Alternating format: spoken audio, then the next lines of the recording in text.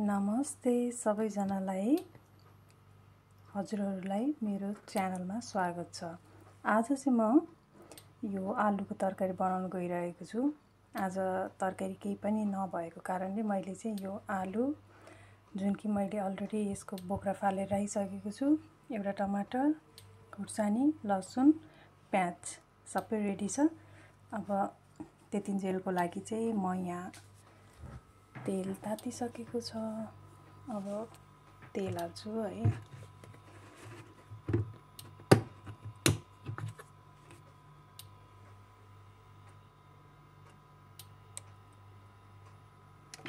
Okay,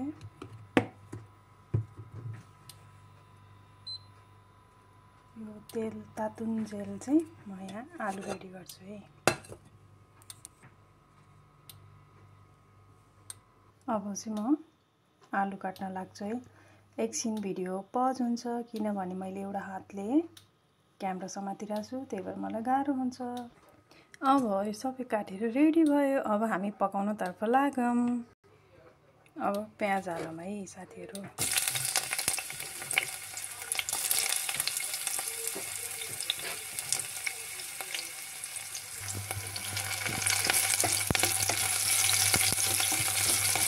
अलिअलि रातो भइसक्यो। अब हामीले काटेको लसुन हाल्दिउँ।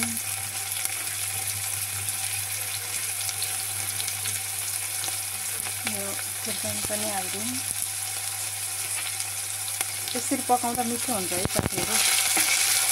एक्लै हुँदाखेरिमा एकदम पकाउन अल्छी लागेको हुन्छ अनि जब कि हरियो तरकारी पनि केही हुँदैन नि, त्यस्तो बेलामा चाहिँ यसो पकाउनु मलाई चाहिँ मिठो लाग्छ है। हल्का यो गोल्डन ब्राउन हुन दिनु।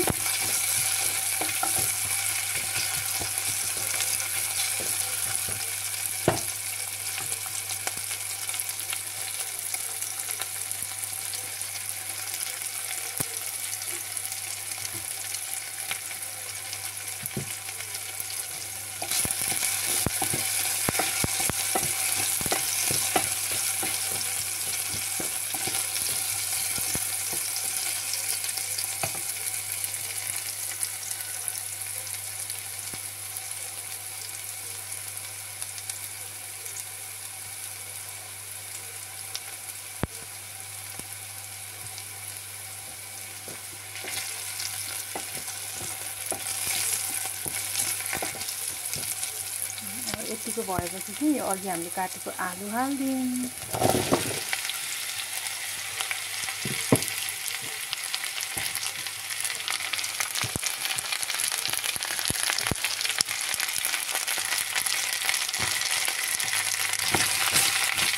अब यसलाई यसरी चलाउने अलिअलि त भुटिनु पर्यो नि त आलु, फेरि मिठो हुँदैन नि त नभुटे पनि।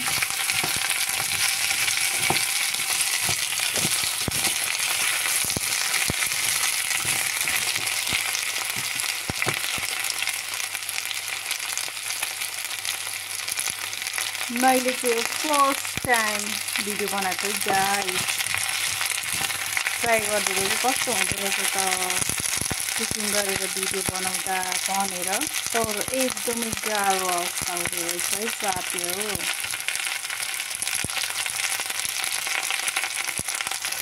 अब यो लगभग यति भएपछि चाहिँ बेचारालाई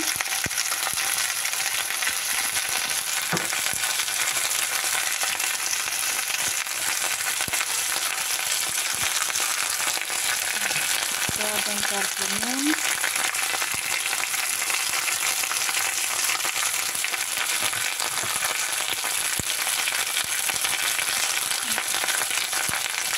मसला हालौँ। अब राम्रोसँग चलाऊँ।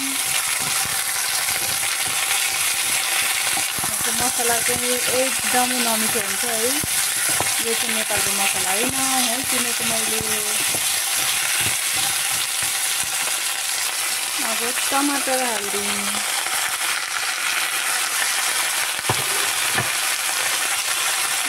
मजाले चलाउनु।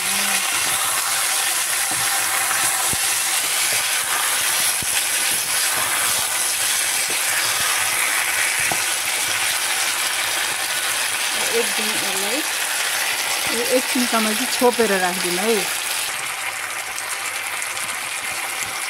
अब चाहिँ एकछिन यसलाई छोपिदिन्छु है म।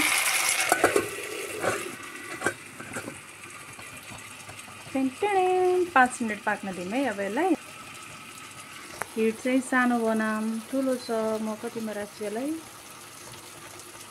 4 मा राखेर पकाम है। अब यो पाकुन्जेल यतापट्टि यो मैले पुरो बसालेको थिएँ, यो पनि हेरौँ है कस्तो भयो।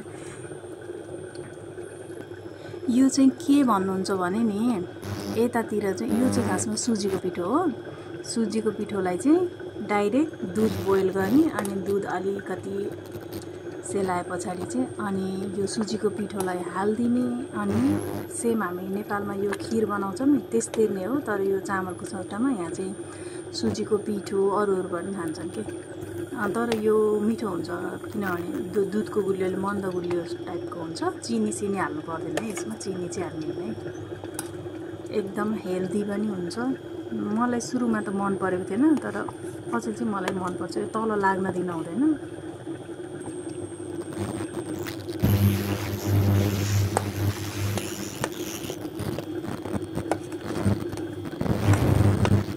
अब चाहिँ मेरो खानेकुरा लगभग रेडी भयो है।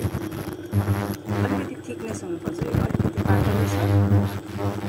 2 मिनट जति यसलाई अझ पाक्न दिनुपर्छ एकदम लो हिटमा। मैले चाहिँ हाई हिट लगाए जस्तो छ है। ओके,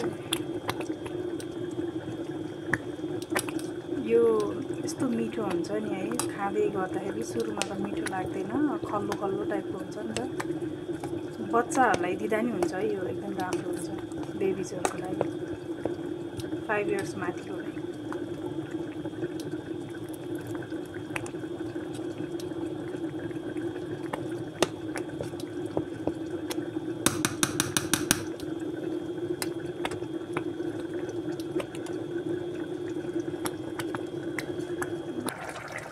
यो पनि भयो है यतिको। अब यो सेलापछि यो ठिक्कको हुन्छ। अहिले चाहिँ मैले मार्दै किनभने यो सुक्छ नि त, फेरि बाक्लो हुन्छ कि आफै सेलापछि। ओके, यो चाहिँ रेडी भयो। अब तरकारी हेरौँ है। तरकारी यतिको भयो। पाकेको पाकेन है।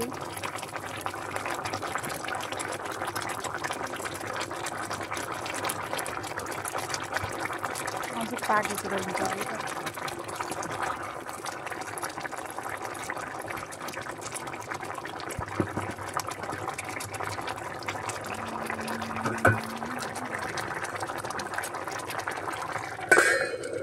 अब 2 मिनट राख्दिनँ है यसलाई। अब यो पाकुन्जेल चाहिँ म टी खान्छु। ओके, ल अब चाहिँ पाक्यो। मैले आलु अलिअलि कुँडे पनि यतिको चाहिँ खानालाई ठिक्क हुन्छ नि त। ओके, मेरो आलुको तरकारी रेडी भयो। हजुरहरूलाई पनि एकदम सजिलो मिठो छिटो चाहिन्छ भने चाहिँ यो यसरी नै पकाउने गर्नुहोस् है। मिठो हुन्छ है, मलाई चाहिँ मिठो लाग्छ। मेन कुरो अलि यो टमाटर हाल्ने अनि पिरो हालेपछि त मिठो भइहाल्छ। Bye bye. अनि मेरो च्यानललाई सब्सक्राइब लाइक गर्न चाहिँ नबिर्सिनु है। Thank you so much. Take care.